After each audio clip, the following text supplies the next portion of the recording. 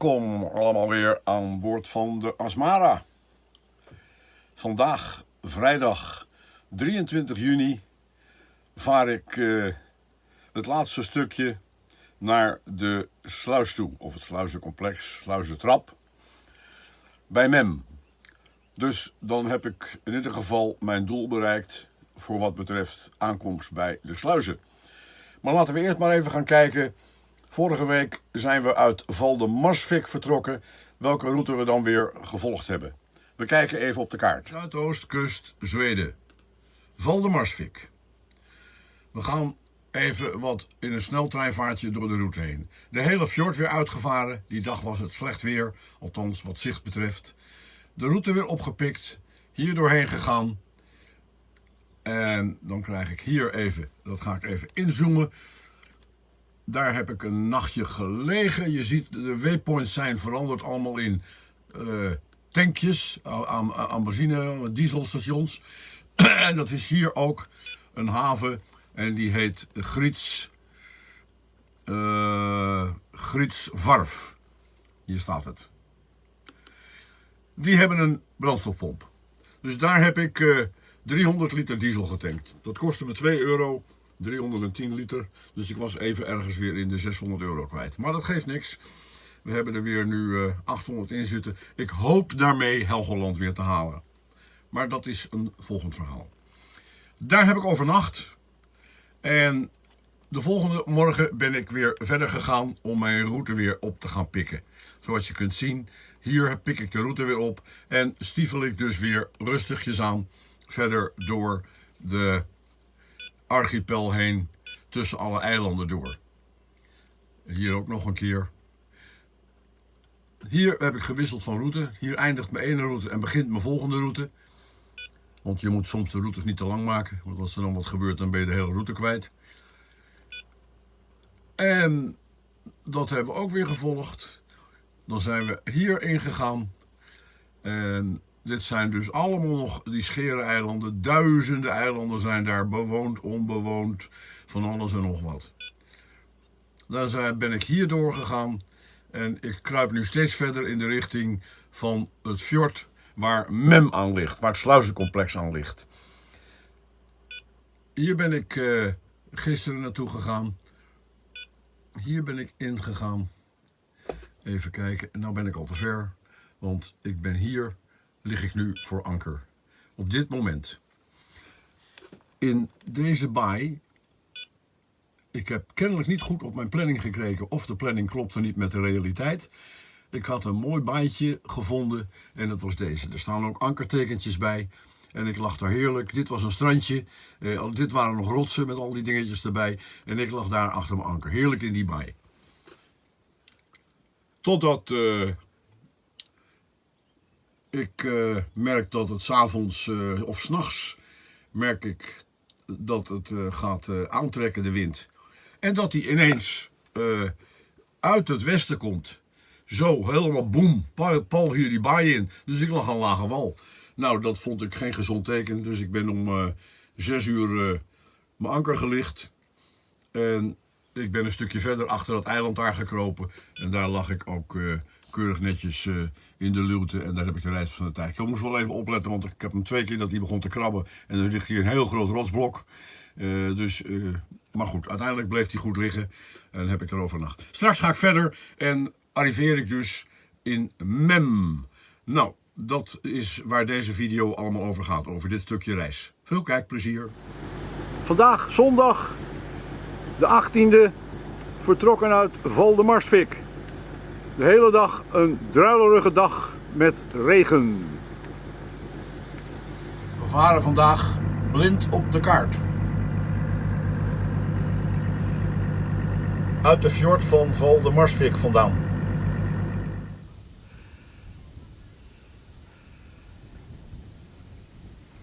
Grietsvarf.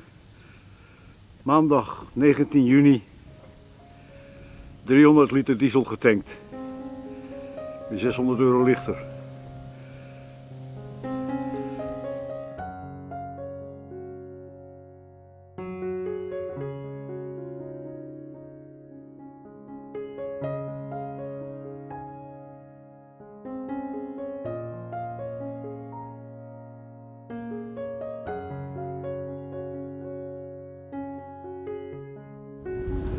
Beetje eng hier tussen al die rotsen door. Met 3 meter water onder mijn kont.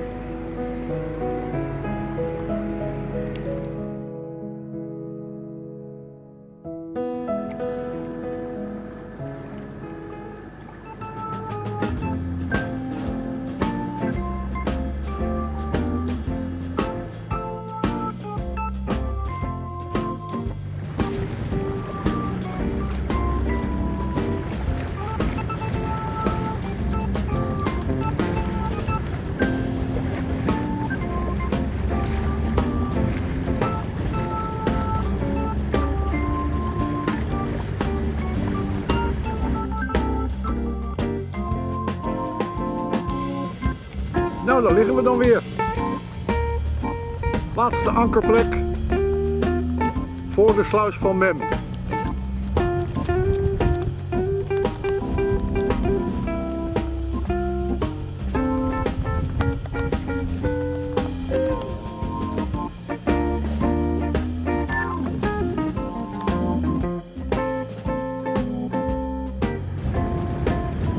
Noordholmen, Stroomshaven en Stegeman.